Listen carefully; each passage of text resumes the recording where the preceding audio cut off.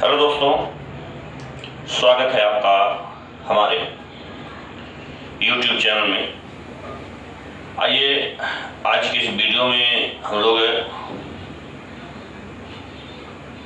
हड़प्पा सभ्यता से संबंधित कुछ महत्वपूर्ण प्रश्नों को देखते हैं जो परीक्षा के दृष्टि से महत्वपूर्ण है, और इस कड़ी में हम लोग प्रश्नों को देखेंगे, प्रश्न की थोड़ी सी व्याख्या भी करेंगे।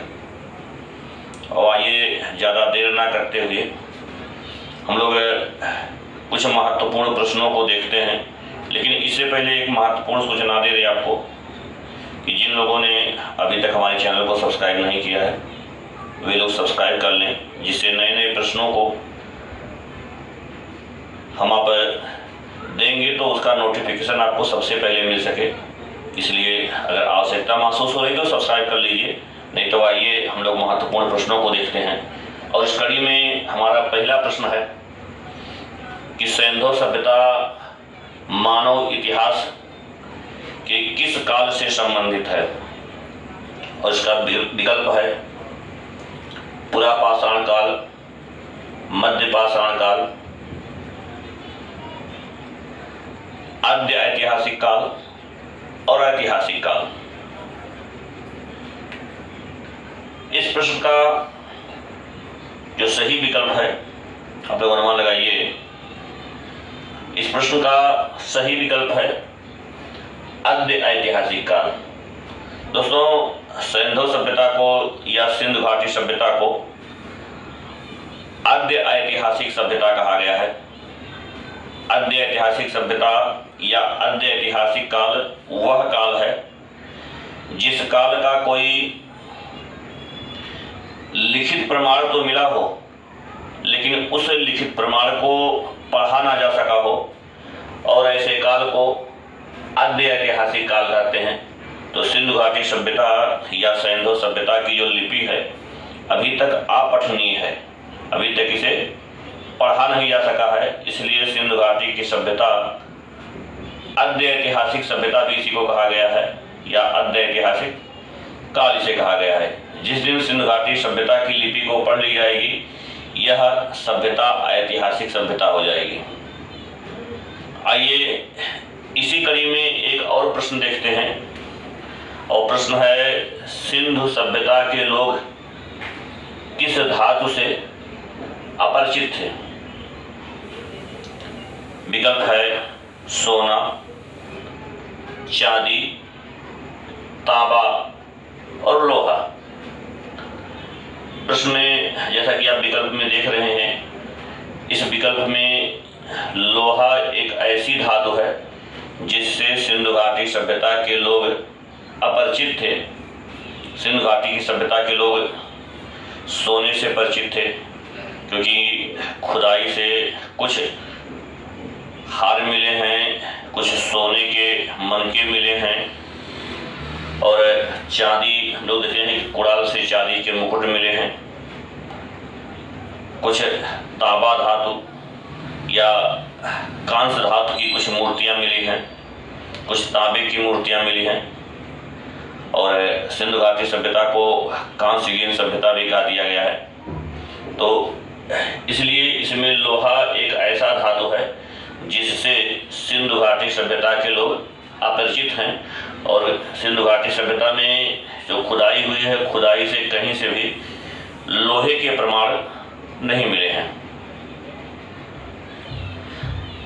अगला प्रश्न देखते हैं। हमारा अगला प्रश्न है कि सिंधु घाटी सभ्यता का स्वरूप था नगरीय सभ्यता, ग्रामीण सभ्यता, कृषि प्रधान सभ्यता, इसमें से कोई नहीं। तो इस प्रश्न का सही उत्तर है नगरीय सभ्यता।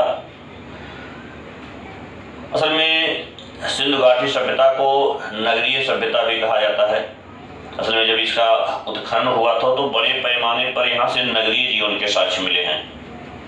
हालांकि बाद में कालीबंगा वगैरह कुछ ऐसे स्थान हैं जिसकी खुदाई से कहीं कहीं पर ग्रामीण जीवन के साक्ष्य मिले हैं, लेकिन अधिकतर साक्ष्य नगरीय जीवन के मिले हैं इस सभ्यता से।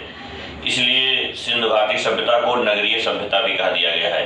हालांकि सिंधु घाटी सभ्यता को विभिन्न नाम दिए गए हैं। सिंधु घाटी सभ्यता को सिंधु घाटी की सभ्यता, इंडस वैली सिविलाइजेशन, प्रथम नगरीय सभ्यता, कांस्य युग सभ्यता, आद्य ऐतिहासिक सभ्यता, हड़प्पा सभ्यता, जैसे विभिन्न नाम दिए गए हैं। आइए हम लोग अगला प्रश्न देखते हैं। हमारा अगला प्रश्न है कि सिंधु घाटी सभ्यता में सर्वाधिक स्थल किस नदी घाटी से मिले हैं? विकल्प में गंगा नदी घाटी, सिंधु नदी घाटी, सरस्वती नदी घाटी और गोदावरी नदी घाटी। इस प्रश्न का सबसे सही उत्तर है सरस्वती नदी घाटी। ये प्रश्न आया भी है, और सरस्वती और उसकी सहायक नदियों के किनारे और सिंध और उसकी सहायक नदियों के किनारे सिंधु घाटी सभ्यता के सर्वाधिक स्थल खुदाई से प्राप्त हुए हैं। लेकिन अगर सिंधु घाटी सिंधु और उसकी सहायक नदी देखें और सरस्वती और उसकी सहायक नदी देखें तो सर्वाधिक स्थल जो प्राप्त हुए हैं वो सरस्वती नदी घाटी के किनारे प्राप्त हुए हैं। सरस्वती नदी घाटी के किनारे बहुत से स्थल प्राप्त हुए हैं, हरियाणा से लेकर के इधर राजस्थान तक। तो हड़प्पाकालीन स्थलों की संख्या बहुत ज़्यादा है, तो इसमें सरस्वती नदी घाटी विकल्प सही है। सिंधु लिपि दाएं से बाएं, बाएं से दाएं की ओर लिखी जाती थी, और इस लिपि के लेखन पद्धति को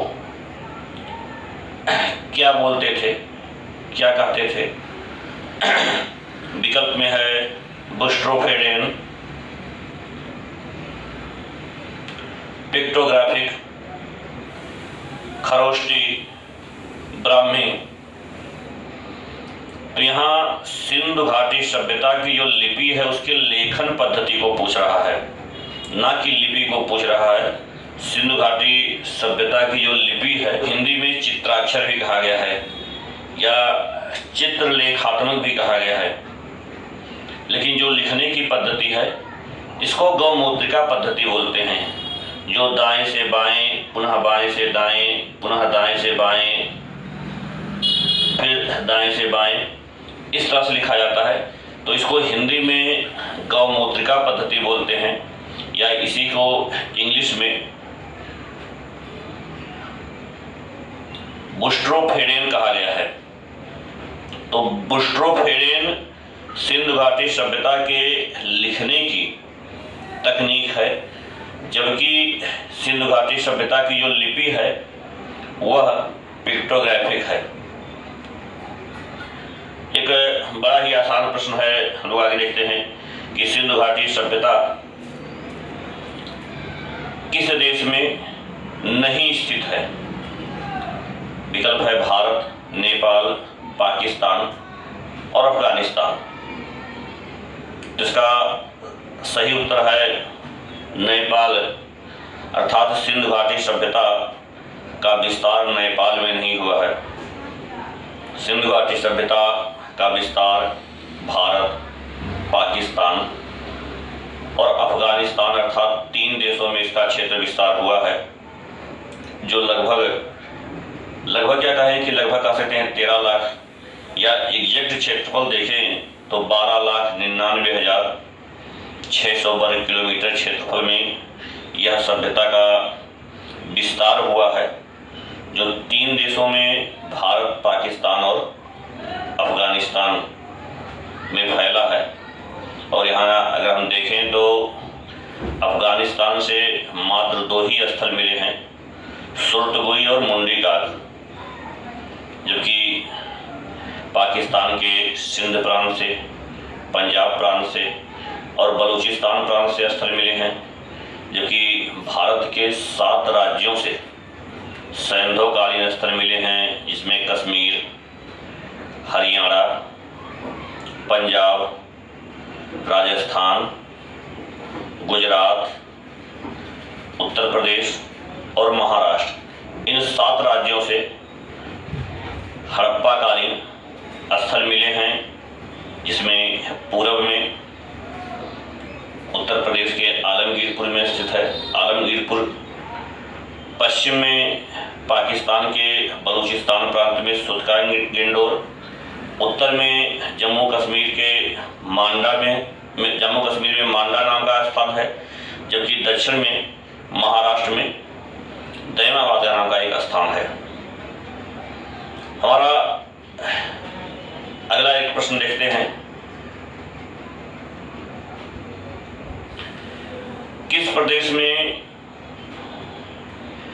हड़प्पाकालीन पुरास्थलों में बड़े पैमाने पर जलाशयों के साक्ष्य मिलते हैं? ये भी प्रश्न आसान है, जिसमें विकल्प है हरियाणा, राजस्थान, गुजरात और पंजाब। तो इसका जो सही उत्तर है वह है गुजरात, क्योंकि गुजरात में एक स्थान है धौलावीरा, जहां से बड़े पैमाने पर जलाशयों के साक्ष्य मिले हैं, और इससे ये प्रमाणित होता है कि सैंधव सभ्यता के लोग जल संचय की प्रणाली से परिचित थे, और यहाँ पर बड़े पैमाने पर जलाशयों के साक्ष्य मिले हैं। और संभवतः भारत में सबसे बड़ा जो हड़प्पाकालीन स्थल है वह धौलावीरा ही है। और हालांकि धौलावीरा एक ऐसा स्थल है जो किसी नदी के किनारे स्थित नहीं है।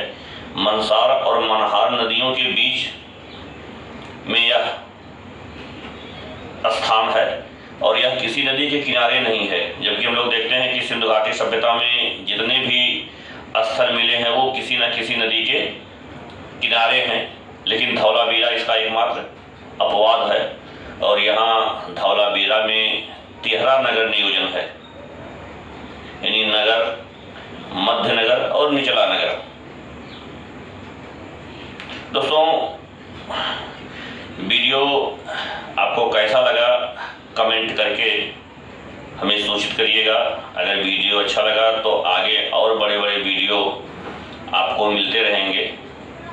हमसे जुड़ने के लिए, हमारे वीडियो को देखने के लिए आप सबका बहुत बहुत धन्यवाद।